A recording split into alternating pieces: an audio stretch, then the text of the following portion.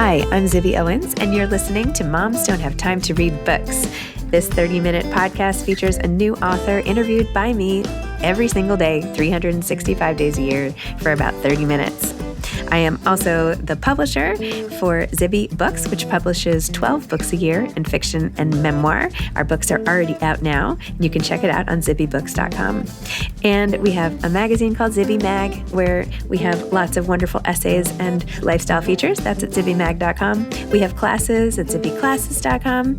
And I recently opened a bookstore in LA called Zibby's Bookshop at 1113 Montana Avenue at 11th Street in Santa Monica.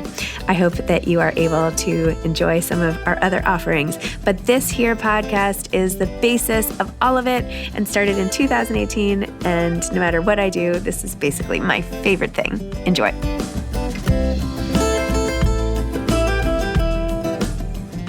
Kate Christensen is the author of Welcome Home Stranger, a novel.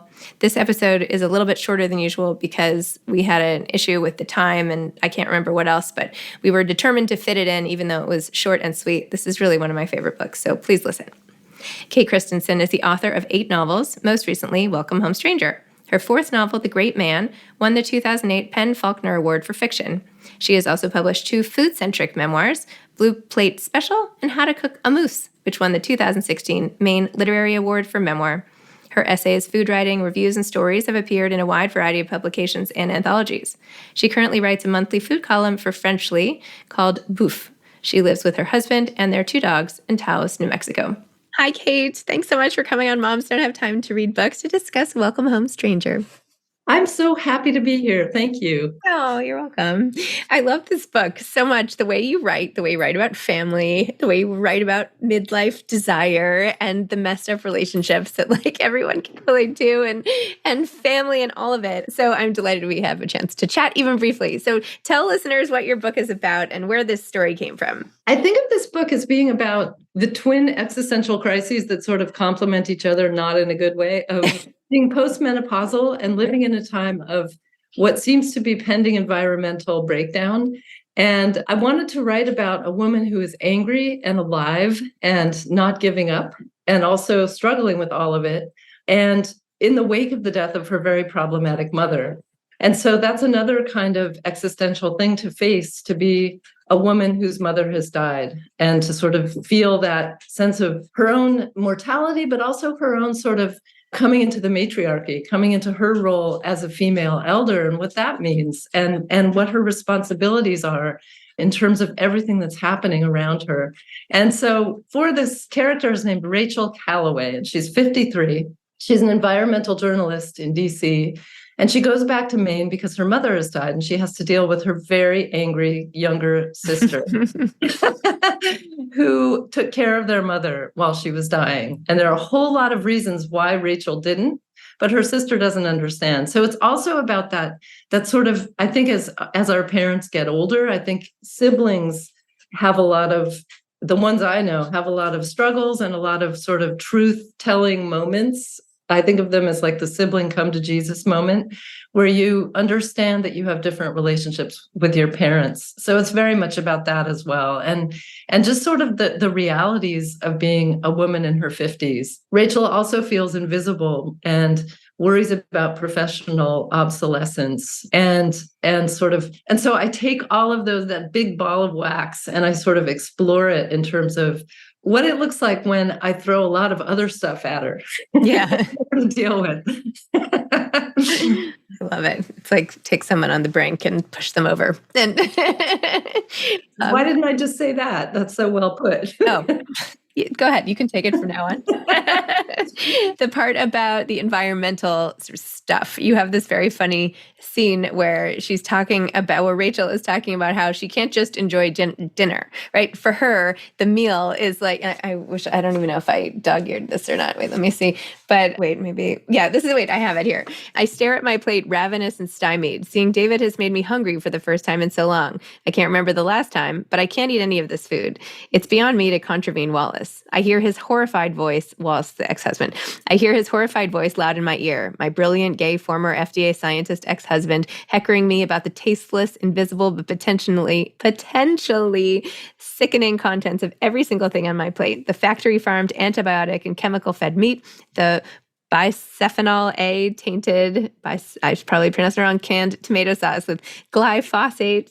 I shouldn't even read this. So you're doing really well. I wouldn't know how to pronounce those things either. Thank you. And pesticide-heavy asparagus and iceberg lettuce grown in phthalate ester mulch soil and watered with fracking byproduct. Everyone else gets to happily eat their dinners in peace and won't know what hurts them until they're diagnosed with cancer or have a heart attack or stroke. Meanwhile, I sit here with my useless overload of information, sipping my glass of sparkling water, which was imported from Italy. So big carbon footprint, but it also came out of a glass bottle and is the only reasonably crap-free thing on the entire table. I feel like a veritable lunatic. I love that so much. Thank you. I had breakfast this morning and I was like, well, what is in, what chemicals, what am I doing wrong? Like, what would Rachel think? So there's nothing really, as you know what happens to her. She chucks it all. Like, what the hell? How am I not going to eat? We have to eat. Yeah. Yeah, you can only do so well. I mean, you have a whole discussion about whether, what do you do with this type of knowledge? What do you do when things are out of your control? And it's, of course, not just food and chemicals, but family and now life in general. I mean, it's such a timely thing to be thinking about in the context of sort of upheaval and things that are out of your control. So yeah, that's right. I was feeling like it was all out of my control. So I put it all into a novel looking for, I often make my protagonists sort of fictional avatars, and I use a novel not as a way to work things out, but as a way to explore things that I have sort of worked out in my own life. And I think I have to do that work before I can fictionalize it. I always say that writing a novel is the opposite of therapy. And for me, writing has always been a way of taking control. And from when I was a little kid, in a really uneasy sort of childhood, a 70s childhood, 60s and 70s, and everything that means, I felt like writing was a way to put all my anxiety and all my sense of, as a kid, it was lack of agency, but as an adult, it's more just sometimes despair, and sometimes just I worry a lot. I'm a very anxiety prone person, and that doesn't do any good. As my mother always said, worrying is wasted energy. And so I find that among other things, among so many other things, writing this book was a repository for all that anxiety for me in my own life. And I was feeling like, I feel like a lot of people feel that way. And I didn't want to feel alone in it. And I wanted to connect to readers who also struggle with these things and feel a lot of the same things, anxieties. And so I used Rachel, poor Rachel. I gave them all to her. So this means that you have, and by the way, I completely relate to the anxiety. My grandmother was like, we all just have the worry gene. And I'm like, yeah, okay. It's just a gene. I didn't actually realize people didn't have it until... I didn't either. I didn't realize it was a waste of time. I thought I could change the outcome of things if I worried. Yeah. I'm not sure it's a waste of time. You think it's a waste of time? Thank you. Maybe it's not. Maybe my mother wasn't always right. I don't know. I mean, I don't know. I don't know that it's a waste of time. I think the jury is out. You're prepared. You're always prepared. I mean, it doesn't necessarily stop it, but I feel like worry itself is something you can do. Also, don't you come up with solutions when you worry? Yeah, totally. Don't you look at every side of something and yeah. Yeah. I mean, without all the what ifs, how could you write? Anyway. That's a good point. That's why I think so many authors I've had on this podcast do have anxiety, because it allows you to go off on all of those things deeply. What if this? What if that? Da, da, da, da, So I don't know. And I think the way the novelist's mind works, Mm-hmm. So, because we do have a sort of spiraling, there are all kinds of decisions you make in the course of writing a novel, in every little scene, every little micro scene, every sentence. And I think the worrying brain is also the contingency brain. Like we allow, I'm speaking of we as the vast array of novelists who all write very differently, but I do think there's this thing that in the brain of the novelist that maybe isn't quote unquote sort of normal, but it is a multifaceted way of imagining the world, not just looking at the world, but also imagining it so that potentials proliferate in every second. They just exponentially branch off and you follow one. And, it's like the multiverse, Yes. but you're only allowed to be in one at a time. I keep using these video game metaphors, but I send my avatar through a multiverse. Wow. Okay. Yeah, I don't know where that came from. Do you play video games? No, I don't. Okay. All right.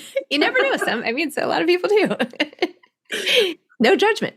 Anyway. I don't.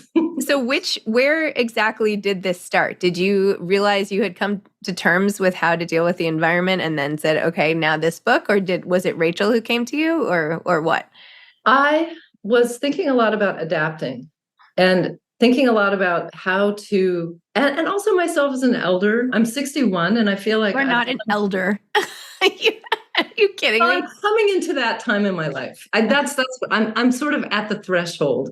And I feel like 10 years ago when I was 51, I was still young. I still felt psychologically, I'm talking about, I felt myself still in the world of sort of with a lot of time ahead of me and thinking in terms of, adventures and et cetera.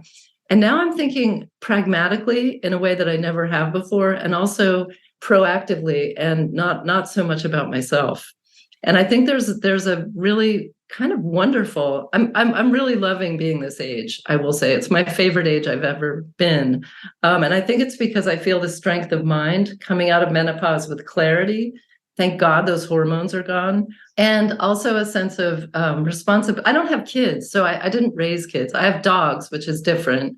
But I feel a sense of wanting to sort of help the next generation.